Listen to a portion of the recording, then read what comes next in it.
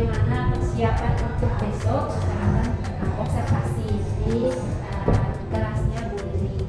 Jadi saya minta supaya ya, kita biasa-biasa saja, jadi tidak usah takut.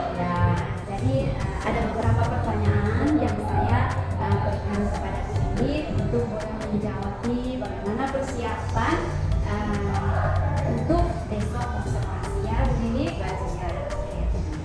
Jadi pertanyaan yang pertama itu apakah Ibu sudah melaksanakan tes diagnostik kepada anak-anak? Pertama, sebelum kita mulai pembelajaran di sekolah, di kelas, kita setiap di awal tahun kita pasti akan mengadakan tes diagnostik. Adapun tes diagnostik itu sudah saya berikan ke orang tua, dan dari orang tua sudah mengisinya dengan lengkap, dan ada beberapa anak yang belum mengenal angka, huruf, dan juga warna.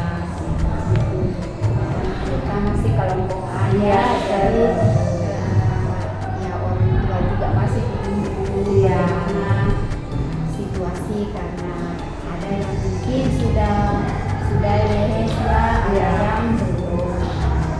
Oke, baik Bu Lili. Apa yang akan dipelajari siswa untuk besok? Tujuan pembelajarannya itu kayak begini. Tema sekarang yang kita pelajari besok anak-anak mengambil tema tentang sekolah, nama sekolah, terus nama gurunya siapa, ya gurunya itu saja. Mereka mengenal siapa gurunya, siapa saja yang ada di lingkungan sekolah, warga sekolahnya siapa saja. Lalu tujuan pembelajarannya? Tujuannya agar anak-anak mengenal, saling mengenal, baik itu dengan teman, baik itu dengan guru, baik itu dengan guru yang lain, dan kepala sekolahnya itu siapa, gitu. Jadi mereka bisa tahu, bisa saling memberi salam gitu kepada guru, kepada teman, dan juga tujuannya juga supaya anak-anak bisa bersosialisasi. Namanya sekolah itu juga supaya anak-anak juga boleh tahu nama sekolahnya apa, Ya begitu. jalannya, jalan sekolahnya alamatnya apa ya. Lalu bagaimana pemantik yang akan ditentukan besok? Pemantik atau pertanyaan yang saya berikan kepada anak tentunya pertanyaan yang mudah dan bisa dipahami oleh anak. Biasanya kan sekolah itu berarti apa nama sekolah? Iya. Bisa menanyakan pertanyaan yang sederhana tentang sekolah. Lalu apa metode atau proses yang akan dilakukan besok? Yang saya akan gunakan itu observasi. Pertama, di awal kegiatan ataupun di dalam melakukan kegiatan, saya pasti akan melakukan observasi apakah anak-anak itu bisa atau enggaknya melakukan suatu kegiatan. Itu saya juga menggunakan metode bercakap-cakap, di sana itu tanya jawab dan pemberian tugas. Lalu untuk yang berikut itu mengapa Ibu memilih metode itu? Mengapa Ibu memilih metode itu dan bagaimana kesesuaian dengan tes diagnosis yang telah dilakukan?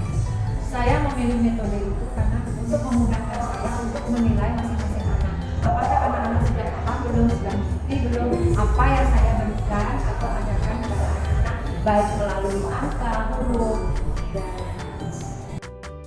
Anak lebih mudah dipahami dia dalam kegiatan sehari-hari dan juga dia bisa ingat Ya. Lalu apa yang diharapkan dari siswa dengan penerapan metode tersebut? Yang saya harapkan untuk siswa, saya ingin siswa itu pertama, saya ingin anak-anak itu mengenal dulu angka. Setelah mereka mengenal, nanti mereka sudah bisa, oh ini loh namanya angka 1, ini loh angka 2. Tapi tidak hanya mereka untuk mengenal angka, tidak hanya mereka cuma mengurutkan 1, 2, 3, 4, 5, sampai 10, tetapi dari angka tersebut mereka tahu, oh ini loh bentuknya angka 1, ini bentuknya angka 2, angka 3. Seperti itu. Intinya anak Iya. paham Iya. apa yang diberikan oleh Iya. sumber belajar itu yang digunakan. Yang saya gunakan itu ada pertama saya terhubung dengan internet. Jadi internet di sekolah itu sudah bagus. Jadi apapun yang kita cari sudah ada di internet, YouTube, melalui YouTube. Itu pembelajaran anak, baik itu angka, bernyanyi, pengenalan huruf, semua ada di YouTube. Di selain YouTube saya juga pakai buku paket. Iya. Ya, terima kasih ya Bu Lili atas sumber pembelajaran yang digunakan oleh anak itu memang ya, bagaimana harus dengan Ya. internet ya di YouTube YouTube lalu supaya kita bisa menjual Iya.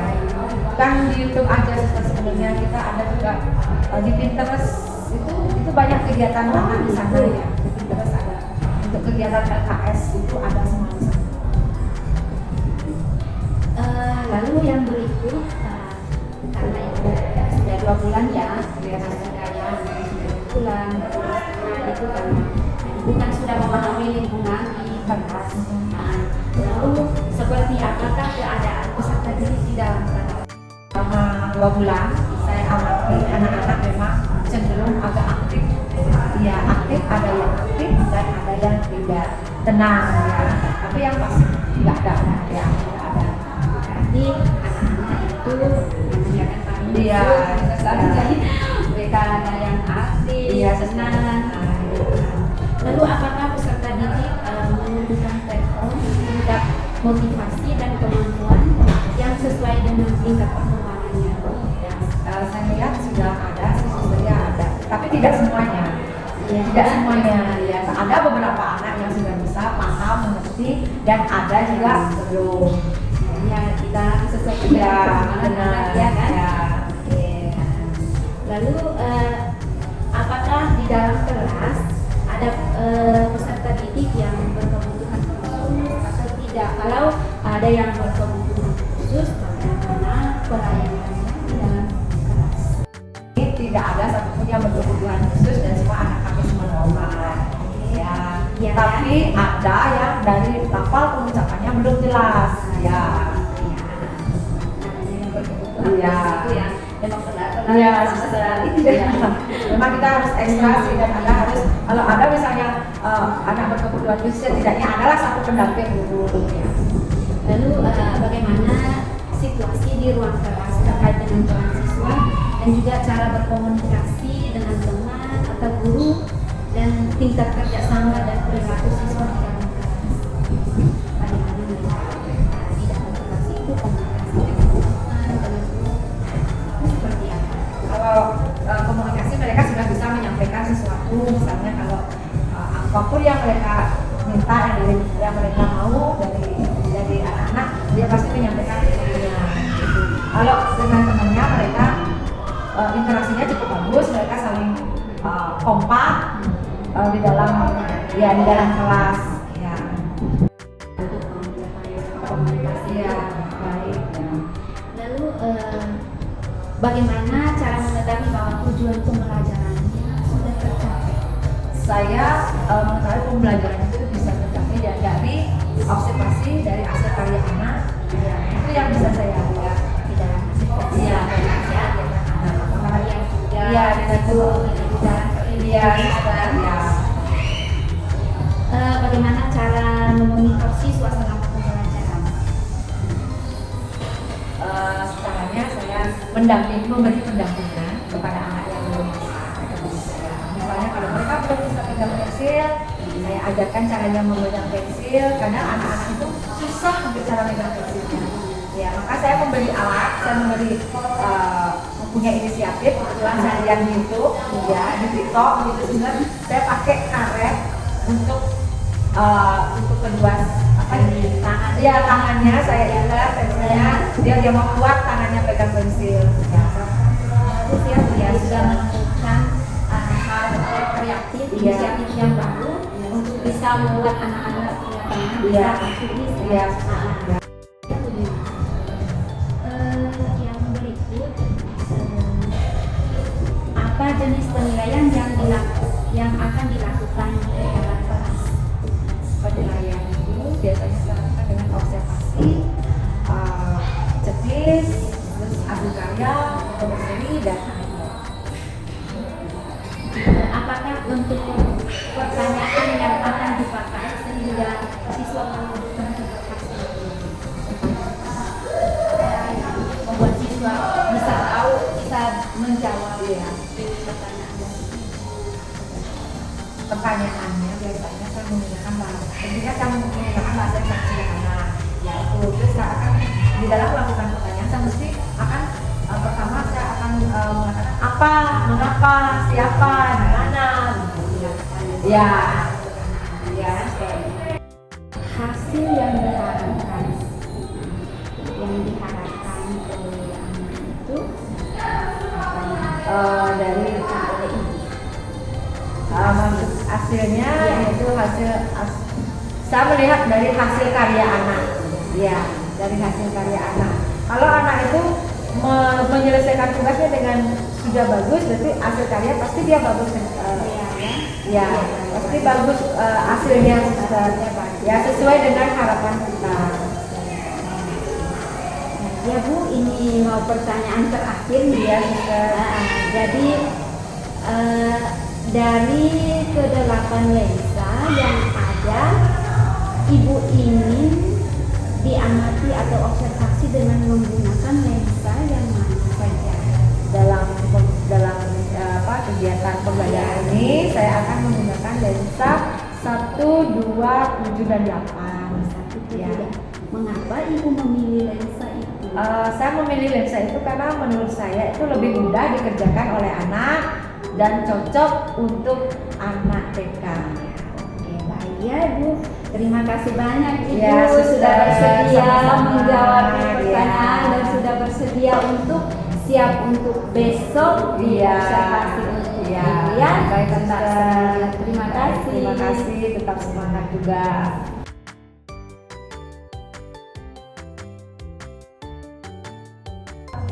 Selamat pagi anak-anak. Apa kabarnya hari ini?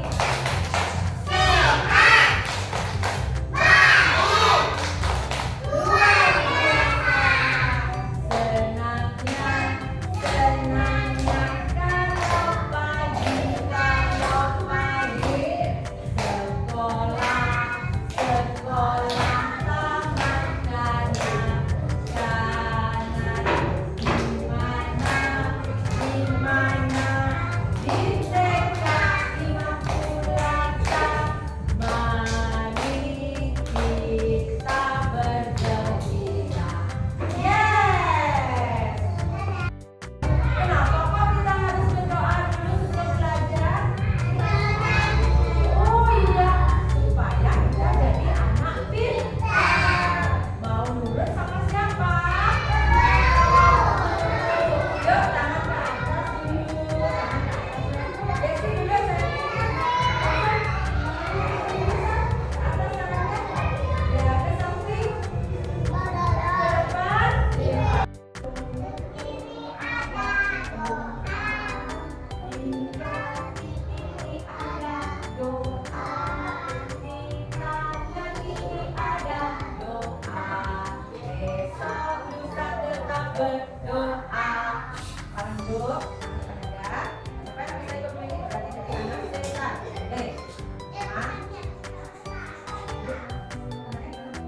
Dalam nama Bapa dan Putra dan Roh Kudus, amin.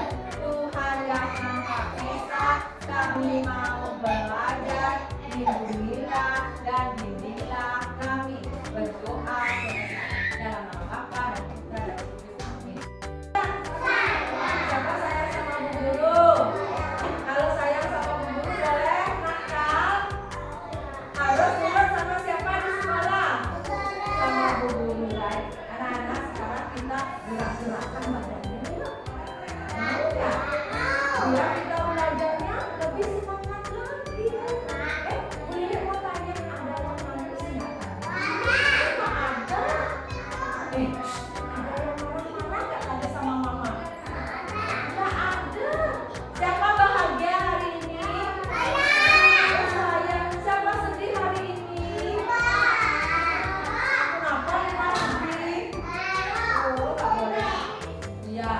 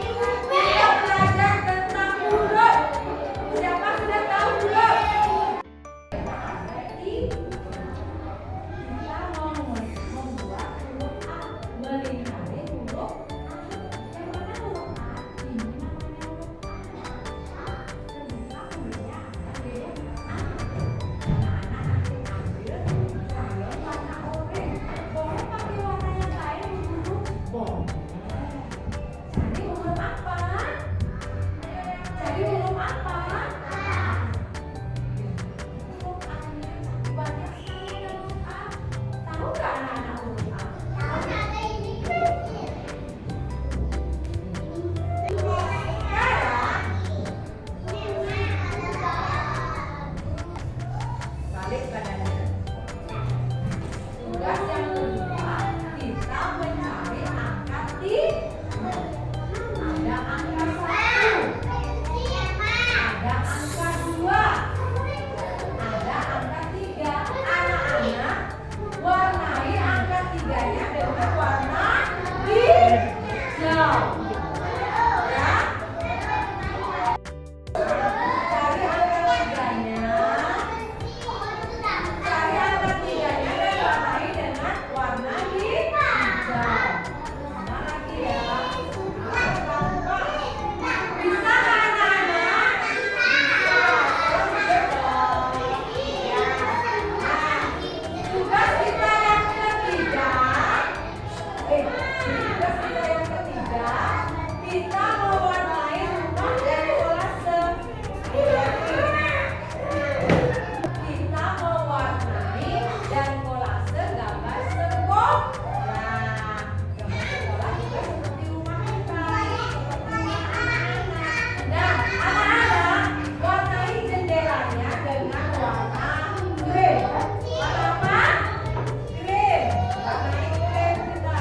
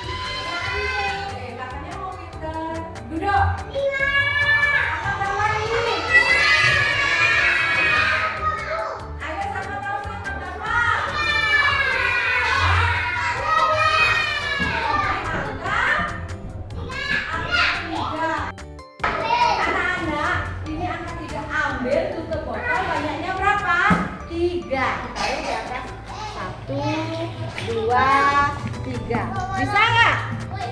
Bisa ya? Baik.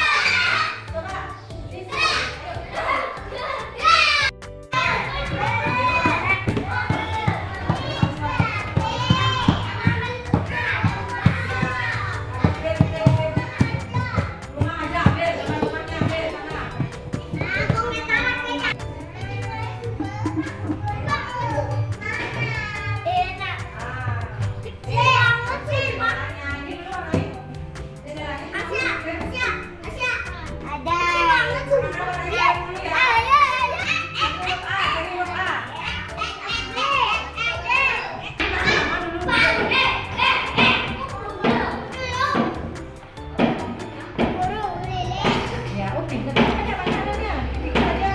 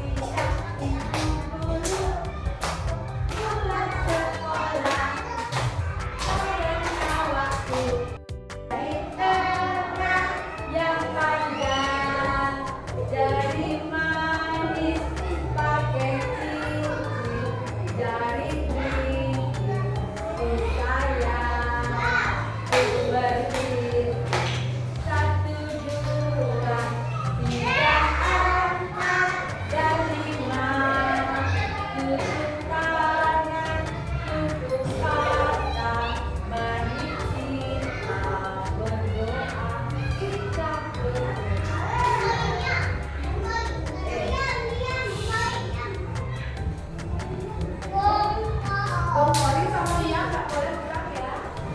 Ayo kita berdoa. Lia nggak pulang ya Lia ya.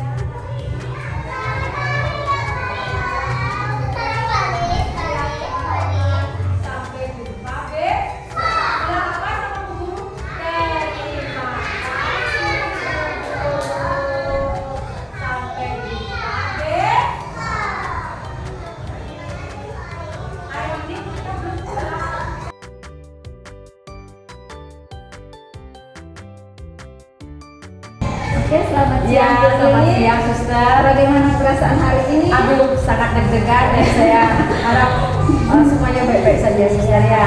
Oke Bu Lili, terima kasih. Sekarang kita bertemu lagi untuk menyampaikan tentang observasi tahap yang kedua. Nah, jadi pengamatan saya tadi saya melihat bahwa memang benar Ibu Lili mempersiapkan fisik untuk berhadapan dengan anak-anak, dengan kegiatan-kegiatan juga ya, berhadapan dengan anak-anak. Jadi perlu siap untuk Bu Lili yang memang sudah bagus dalam persiapan bahan pembelajaran dan juga proses belajar mengajar sesuai dengan metode yang harus tetap dipertahankannya dan ditingkatkan sehingga anak tetap merasa nyaman dan tenang di dalam kelas. Terima kasih, Suster. Seperti itu ya Bu Lili. Ya. Lalu tadi meskipun anak namanya anak Ya. pasti ada ya, lebih banyak yang aktif ya. Iya, Tadi Suster. melihat Ya, benar. anak ini lebih Ya. banyak yang aktif, Ya, tapi ya. ibu sudah berusaha berjuang untuk tetap menenangkan anak. Iya. Karena setelah akhirnya anak boleh bisa mengikuti kegiatan. Iya, benar. Iya. Namun yang perlu diperhatikan itu Iya. adalah lebih kreatif lagi dalam kegiatan pembelajaran agar anak selalu semangat di dalam kegiatan pembelajaran. Iya, baik, Suster. Tetap kreatif. Oke, Suster. Itu ya Bu Lili Iya. untuk sesuai dengan observasi saya tadi. Iya. Ya. Kita masuk ke tahap yang ketiga itu adalah pasca observasi. Jadi ada beberapa pertanyaan yang harus saya berikan kepada Ibu untuk sama-sama kita menjawab. Jadi pertanyaan yang pertama itu, apakah yang Ibu rasakan setelah melaksanakan pembelajaran tadi? Ya, selama melakukan pembelajaran tadi, saya merasa belum puas dengan apa yang saya berikan kepada anak-anak, di mana anak-anak saya itu mereka tidak semuanya mau tenang, dan bahkan mereka ada yang sangat-sangat aktif di dalam kelas, sampai diberitahu pun mereka harus tetap masih mereka suka bermain gitu kan, Suster. Jadi saya kurang merasa puas dengan apa yang saya laksanakan dalam pembelajaran tadi. Oke, baik ya. Dalam kegiatan ini juga ya. Tapi Ibu merasa senang atau tidak? Saya malah menjalani, karena ini saya adalah seorang guru, saya mencintai anak-anak, jadi saya merasa senang. Apapun kendala yang saya hadapi, saya harus terima dan saya jalani dengan senang. Oke, harus begitu. Iya. Biarpun kita tidak merasa puas, tapi kita juga harus senang karena memang anak juga tadi, biarpun mereka aktif, mereka iya, Suster, benar. melaksanakan. Ya, dan ini merupakan suatu PR untuk saya, bagaimana kedepannya agar anak-anak bisa tenang dan mau mendengarkan saya sebagai gurunya. Lalu menurut Ibu, apakah pembelajaran yang tadi berlangsung sudah sesuai dengan yang direncanakan? Kalau menurut saya, ya masih ada kendala. Kendalanya apa? Kendalanya banyak, anak-anak itu kurang sangat aktif, tidak mau tenang. Saya suruh dia, mereka pun tetap aktif begitu. Karena ada salah satu anak yang beberapa anak ya, tidak semuanya sih mereka aktif, tapi ada beberapa anak dan satu anak yang tidak bisa diberitahu. Ya, Yang tadi juga saya melihat ya, tapi Ibu sudah berjuang berusaha. Ya. Lalu menurut Ibu, apakah tujuan pembelajarannya sudah tercapai? Kalau sebenarnya dari semua anak ada yang paham dan ada yang belum. Jadi menurut saya tujuan pembelajaran belum berhasil secara optimal. Masih perlu masih perlu bimbingan lagi. Karena memang anak-anak kan baru semester 1. Iya. Mereka baru 2 bulan. Iya, jadi memang harus terus. Iya. Namanya kelompok A. Iya. Jadi harus berjuang, ya, kreatif, terus semangat. Iya. Iya. Adakah kendala atau hambatan yang dialami dalam pencapaian tujuan pembelajaran yang direncanakan? Kalau untuk hambatan sih sepertinya tidak ada ya, cuman itu aja anak iya itu yang menjadi hambatan sebenarnya, Suster. Ini bagaimana caranya? Iya. harus bisa sudah tahu Iya. kan seperti itu ya, bagaimana caranya supaya itu anak harus bisa gitu loh. supaya juga Iya. sudah menemukan Iya. itu. Jadi ya kita terus menerus untuk bisa berjuang untuk Iya. anak. Masih terus tetap belajar. Yang berikut itu menurut Ibu, adakah hal yang perlu diperbaiki dari proses pembelajaran yang sudah dilaksanakan? Dipelajari ya, karena ini merupakan kurikulum merdeka dan walaupun ini sudah saya jalani 1 tahun, tapi masih ada banyak kekurangan dan harus banyak dipelajari dalam kurikulum merdeka ini. Ya, mau supaya perbaiki ya. Iya, Suster. Lalu ini yang pertanyaan yang terakhir nih ya, Suster. Apakah Ibu butuhkan untuk bisa mengatasi hambatan yang dihadapi selama proses pembelajaran, atau untuk bisa diperbaiki pembelajaran berikutnya, Ibu butuh atau tidak, atau maunya ikut saja yang ini butuh diperbaiki atau tidak? Kalau menurut saya ya butuh diperbaiki. Setiap tahun ya kita harus tetap menimba ilmu lebih banyak lagi.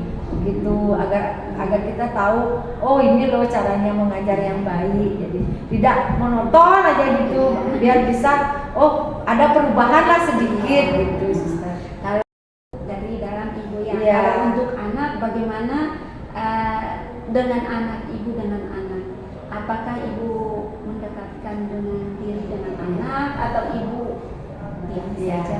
Kalau dengan anak saya mesti harus mendekatkan diri. Pertama dia senang dulu dengan gurunya. Senang nggak dengan guru? Kalau anak-anak sudah senang dengan guru, otomatis dia kan mau masuk kelas, rajin sekolah gitu.